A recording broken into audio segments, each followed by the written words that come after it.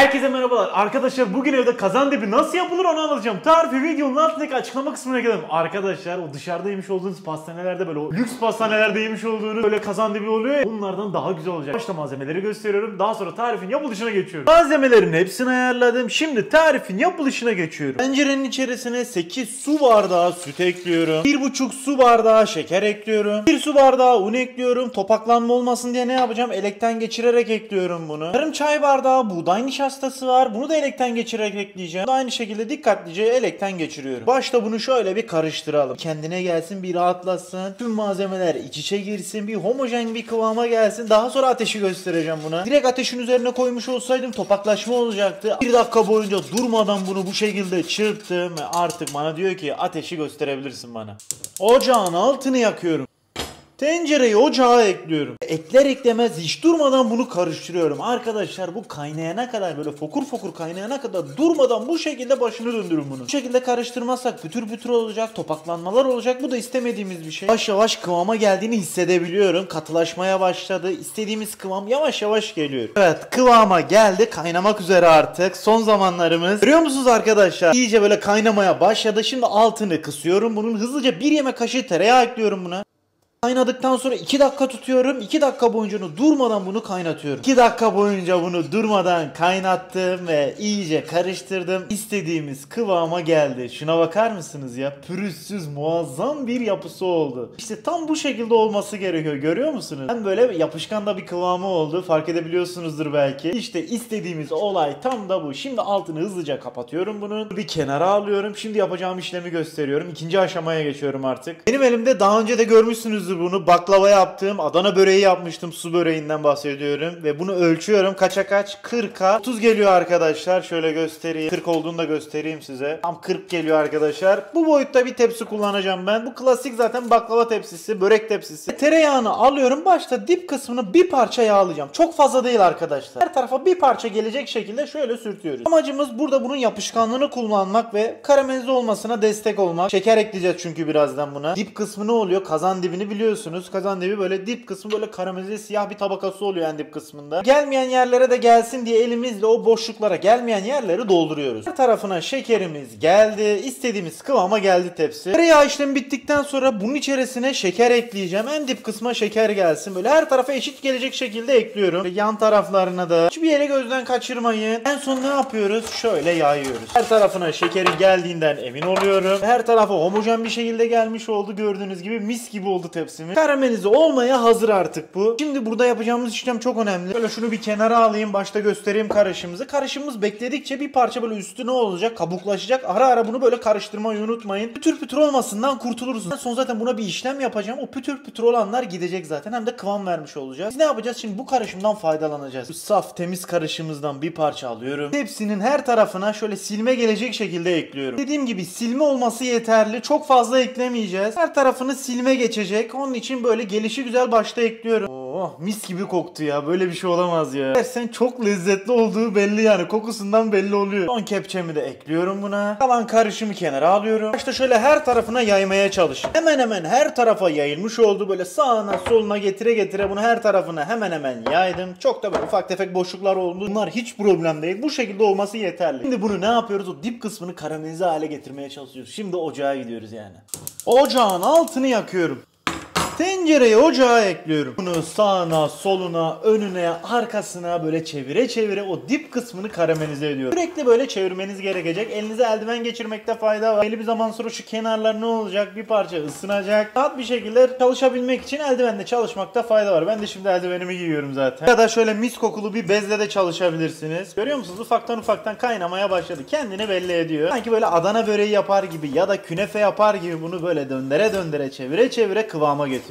Dip kısmı göreceksiniz belli bir zaman sonra tutmaya başlayacak. Amacımız zaten buranın dibini tutturmak. Dibini tutturmaktan da kastımız ne olmuş oluyor? O dip kısmı iyice karamelize oluyor. Asıl lezzeti veren, o kazan dibinin lezzetini veren olay da zaten bu. Burada da künefe ve börek mantığı var arkadaşlar. Burada ne yapacaksınız? Kenarların üzerine gidin. Kenarlara çalışın ki orta zaten her türlü ısıyı alacaktır. Eğer böyle ortayı ısıtmaya çalışırsanız ne olur? Orta zaten her yerden ısıyı alacağı için böyle homojen bir karamelize olayı gerçekleşme. Bir tarafı az karamelize olur, bir tarafı çok karamelize karamelize olur. Bunu da görmek istemeyiz. Zaten onu ayarlaması zor ama mümkün mertebe böyle hepsinin homojen bir şekilde karamelize olmasını sağlıyoruz burada. Burada bir parça suyunu çeksin, zaten ufak tefek müdahalelerde bulunacağım, onu da göstereceğim size. Müdahale dediğim olay da şu. Şöyle çektiriyorsunuz, görüyor musunuz? Kendiliğinden zaten her tarafa homojen bir şekilde yayılıyor. Bakın öyle kendinize doğru çekiyorsunuz. Spatula ile çalışmakta fayda var. Görüyor musunuz? Çok güzel oluyor. Her tarafı homojen bir şekilde karamelize olmuş olacak. Bakın görüyor musunuz? Çok güzel oluyor. Şimdi bunu çeviriyorum. Diğer tarafına da aynı işlemi uygulayacağım. Şöyle çevirelim. Bu sefer diğer ucuna getiriyorum. Mesela bakın burada şu an olmuyor. Ne yapıyorum? Oraya böyle iyice yediriyorum. Ateşi veriyorum. Veriyorum coşkuyu ve üzerine spatula ile gidiyorum. Belli bir zaman sonra göreceksiniz. Orası da böyle bir katman olacak. Şu an katman olmuyor. Ama görün birazdan ateşi yedikçe iyice kıvama gelecek. Bak buralar katman olmaya başladı. Biraz daha yakınlaştırayım size. Görüyor musunuz? Olmaya başladı. Şurayı da göstereyim. Uç kısmı olmuyordu katman. Ateşi verince ve bir parça şöyle oynayınca üzerine gidince burası da katman olmaya başladı. Bakın çok güzel oldu. Yan tarafa gelelim. Bu taraf bak şu an saf tertemiz böyle. Biz ne yapacağız onu? Şöyle tutuyoruz. Üzerine gidiyoruz. Ateşi de veriyoruz alttan ve durmadan üzerine gidiyoruz. Bir yanda ateş, bir yanda spatula. Üzerine çalışmaya devam. Ve bekletiyorum. Katman olacak zaten, birazdan göreceksiniz. Evet şöyle göstereyim. Görüyor musunuz? Tam istediğimiz gibi oldu. Ve her tarafı katman olmuş oldu. Ortası, sağı, solu. Böyle çeviriyorum her tarafına. Şimdi katman oldu. Katmanın ne olması gerekiyor? Karamelize olması gerekiyor. Bu katmanın üzerine gitmeye devam ediyor. Katmanın bir parçada kalınlaşması için şu üzerindeki tabakalar yok mu? Her tarafa gezintiye çıkarın bunları. Bir yerde bekletmeyin arkadaşlar. Şöyle gezdire bunun üst kısmını kalın yani çok da kalın değil tabi. Olabildiğince katman haline getirmeye çalışıyoruz. Tabi ısıyı tek bir yerde kullanmayacağız. Sağa çevirin, sola çevirin. Burada hiç durmuyoruz. Bir yanda spatulayla, bir yanda üzerindeki malzemeyle sürekli oynuyoruz. Her tarafı da düşünmeyi unutmayın. Bir önünü, bir arkasını, bir solunu, her tarafa çalışın. Evet görüyor musunuz? Artık o üst katmanı her tarafa eşit bir şekilde yayılmış durumda. Tam böyle düz bir katman oldu. Sürekli ben ne yaptım? Böyle çevire her tarafına yaydım ve tam dip kısmına homojen bir şekilde bir katman oluşmuş oldu. Burada artık tek yapmam gereken spatulayı bir kenara alıyorum. Bununla artık işim yok ve bunu sürekli böyle çevire kenarlarını ve ortasını iyice karamelize hale getiriyorum. Görüyor musunuz? Artık böyle dip kısmı karamelize olmuş durumda. Çok belli oluyor gördüğünüz gibi. İstersen bu şekilde bırakırım. Ben bir parça daha böyle iyice karamelize olsun istiyorum. Burada tamamen isteğe bağlı olay. İster fazla karamelize edin, ister az karamelize edin. Burada tamamen sizin zevkiniz devreye giriyor. Çünkü kimisi böyle az karamelize seviyor, kimisi de böyle iyice karamelize olsun istiyor. Ben kendime göre ayarlayacağım. Burada olay tamamen sizde bitiyor. Kişisel zevk devreye giriyor. Ben ne yapıyorum? Böyle döndüre bunu pişirmeye devam ediyorum. Evet, bence bu kadar yeterli artık. Şimdi ocağın altını kapatıyorum. İstediğim böyle kıvama geldi. Son hali bu şekilde. Şimdi ne yapacağız? Yapmış olduğumuz kazandibiye bakıyoruz. Kıvamını göstereceğim size. Arkadaşlar kıvamı görüyor musunuz? Bu soğumasına rağmen ben sürekli böyle ara bunu da karıştırdığım için böyle üstü kabuk tutmasını engelledim. Siz de böyle ara bunu karıştırın. Görüyor musunuz kıvamı? Çok güzel kaldı. Tam istediğim gibi kaldı ama şimdi ne yapacağım? Ufak bir dokunuş yapacağım buna. Bu tepsiye aktarmadan makineden geçiriyorum. Bunu 1 dakika boyunca makineden geçirdim. Hem bu sayede kıvam böyle tam böyle sakızımsı kıvama gelecek. Hem de böyle pürüzsüz bir hal almış olacak. Şimdi bunu tepsiye aktarabiliriz. Böyle tutuyorum ve tepsinin her tarafına aktarıyorum bunu. Oh tam böyle yetecektir zaten. Bunu her tarafına eşit gelecek şekilde yayıyorum. Her tarafın aynı kalınlıkta olmasına dikkat edin. Düz bir zeminde çalışın onun için. Tam istediğim gibi oldu ya. Çok güzel ayarlamışız arkadaşlar. Hepsini ekledik. Şöyle düz bir hal alsın diye böyle tepsiyi 4-5 kere yere böyle zemine vurdurun. Aynen bu şekilde. Hem de daha pürüzsüz bir yapısı olacaktır. Evet işte istediğimiz olay tam da bu. Şimdi böyle bomba dokunuşu yapıyoruz. Yani çok önemli püf noktasını söylüyorum size. Bunun için şunu başta bir kenara alalım. Zemine büyük bir tepsi ekliyorum. İçerisine buz gibi su ekliyorum. Hepsini bunun içerisine aktarıyorum.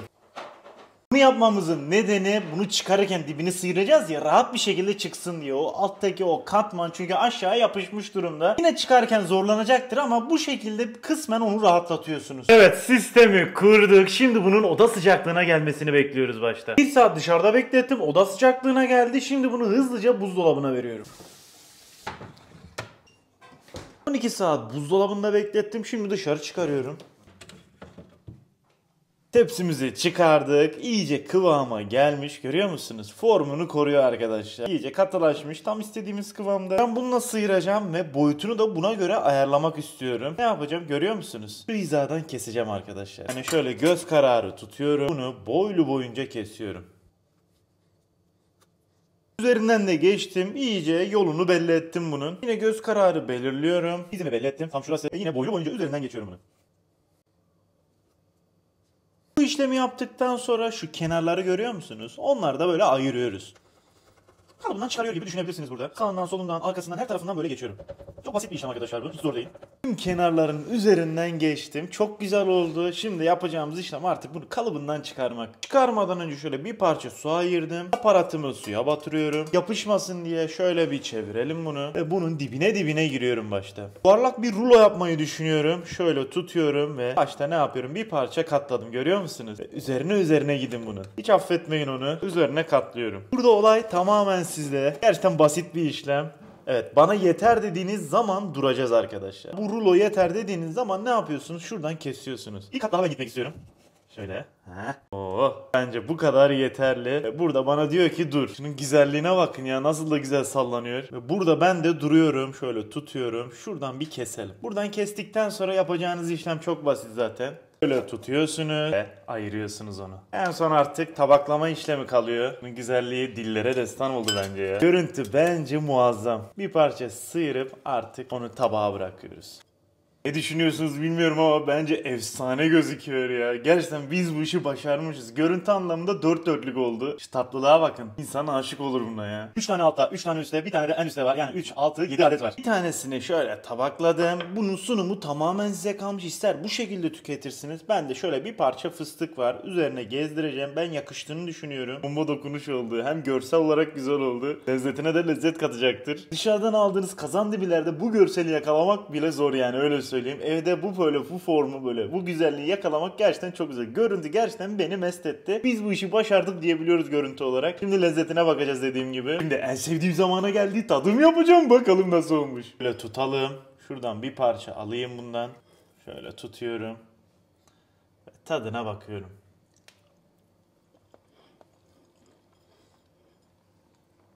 Oo. Ya böyle bir şey olabilir mi ya? Dört dörtlük olmuş ya. Buna resmen aşık olursun şu an. Üzerine eklemiş olduğumuz fıstık da inanılmaz yakışmış buna. Şöyle devam ediyorum.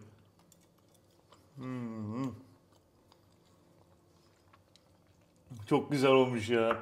Ya gerçekten çok başarılı olmuş. Bunun yanında böyle kahve de tüketebilirsin. Şöyle devam edeyim.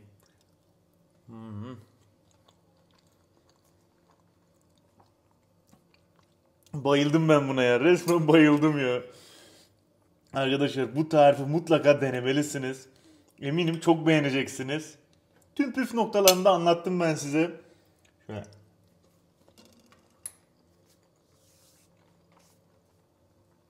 Oo. Arkadaşlar ben bunu yemeye devam edeceğim. Bu tarifi mutlaka ama mutlaka deneyin derim. Herkese afiyet olsun. Videomuzu beğenip kanalımıza abone olmayı unutmayın. Bir sonraki videoda görüşmek üzere arkadaşlar. Hoşçakalın.